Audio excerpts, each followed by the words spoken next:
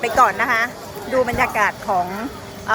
ตลาด9 จอม 12 เชียงฮานนี่ก็คือจะเป็น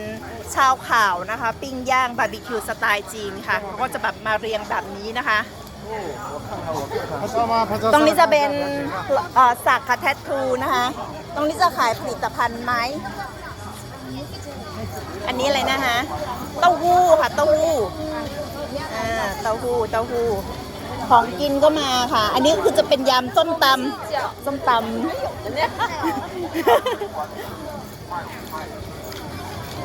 นี่อ้อย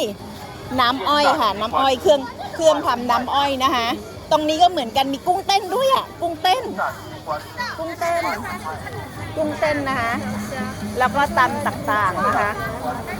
นี่บรรยากาศของ9 จอม 12 เชียงยามราตรีก็จะเป็นประมาณนี้นะคะ